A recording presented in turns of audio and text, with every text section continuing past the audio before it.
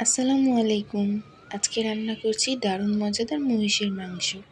মহিষের মাংস নরম আর মজাদার বানাতে আজকের রেসিপিটিতে অবশ্যই দেখতে হবে। 2 কেজি পরিমাণে মহিষের মাংসে 2 টেবিল চামচ আদা বাটা, 2 টেবিল চামচ রসুন বাটা, হাফ কাপ টক দই, 1 টেবিল চামচ আদা বাটা, 1 টেবিল চামচ ধনিয়ার গুঁড়া, 2 টেবিল চামচ পরিমাণে মরিচের গুঁড়া। আপনারা চাইলে স্বাদ অনুযায়ী বাড়িয়ে কমিয়ে নিতে পারেন। 1 টেবিল চামচ হলুদের গুঁড়া, স্বাদ অনুযায়ী লবণ। এবারে এগুলো সব কিছু ভালোভাবে মাখিয়ে নিচ্ছি। আসলে আপনার মাখানোটা যত ভালো হবে মাংসের মশলাটা তত ভালোভাবে ঢুকতে পারবে। এজন্য মাংসটা খুব ভালো করে মাখানো ইম্পর্ট্যান্ট। একটি কড়াইতে পরিমাণ মতো রান্নার তেল দিয়ে নিচ্ছি। 8-10টি এলাচ, 3-4টা দারচিনি, 3-4টা তেজপাতা দিয়ে একটু নেড়ে চেড়ে নিচ্ছি। এবারে দিয়ে দিব 2 কাপ পরিমাণে পেঁয়াজ কুচি। এবারে পেঁয়াজটা আমরা 5-7 মিনিট ভেজে লাইট ব্রাউন কালার করে নেব। যখন লাইট ব্রাউন কালার হয়ে যাবে তখন আমরা আগে থেকে মাখিয়ে রাখা মাংসটা দিয়ে দিব।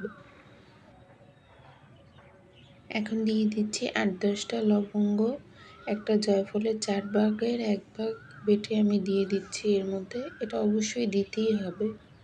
1 চা চামচ পরিমাণে গরম মশলা গুঁড়া। এবার এটা দিয়ে আবার আমরা ভালোভাবে কষিয়ে নিব।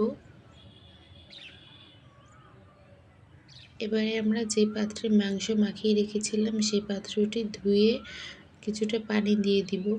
এবার এই পানি দিয়ে আমরা 10 মিনিটের মতো ভালোভাবে কষিয়ে নিব। অল্প অল্প করে গরম পানি দিয়ে আমি আরও 15 থেকে 20 মিনিটের মতো মাংসটা কষিয়ে নিয়েছি। এখন আমাদের মাংসটা কষানো ডান, তাই এখন আমরা 2 লিটার পরিমাণে গরম পানি দিয়ে দিব। দিয়ে এটা ভালোভাবে নেড়ে চেড়ে তারপর ঢাকনা দিয়ে ঢেকে দিব। কিন্তু অবশ্যই এর মাঝে কিছুক্ষণ পর পর ঢাকনাটা উঠিয়ে আমরা নেড়ে চেড়ে দিব। কারণ কিছুক্ষণ পর পর মাংসটা নেড়ে চেড়ে না দিলে তলায় লেগেও যেতে পারে। এখন অবশ্যই চুলার আঁচটা মিডিয়াম থেকে লোয়ের মাঝামাঝি রাখতে হবে। এখন আমরা 40 মিনিটের জন্য মাংসটা রান্না করে নিব। 40 মিনিট পর আমাদের মাংস রান্না অনেকটাই হয়ে এসেছে। এখন এতে আমরা দিয়ে দিব সামান্য ভেঙে 5-6টি কাঁচামরিচ। এতে কোনো ঝাল বের হবে না, কিন্তু সুন্দর একটা অ্যারোমা বের হবে, এজন্যই দিব। এখন মাংসটা আমরা আরও 15 মিনিটের জন্য একেবারে লো আঁচে রান্না করব। এবারে আমরা 15 মিনিট পর এতে 1 চা চামচ পরিমাণে ভাজা জিরে গুঁড়ো দিয়ে দিব। এখন আমাদের মজাদার মহিষের মাংস খাওয়ার জন্য একেবারে রেডি। এখন এটা চাইলে আপনারা ভাত, পোলাও কিংবা রুটি পরোটার সাথে পরিবেশন করতে পারেন। ভিডিওটি ভালো লাগলে লাইক, কমেন্ট, শেয়ার করতে ভুলবেন না।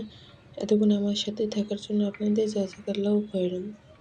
মাংসটা দেখতে মাশাআল্লাহ কত সুন্দর হয়েছে আর খেতেও দারুণ। এত সুন্দর নরম আর মজাদার এই মহিষের মাংসের রেসিপিটা বাসায় ট্রাই করতে ভুলবেন না। আসসালামু আলাইকুম।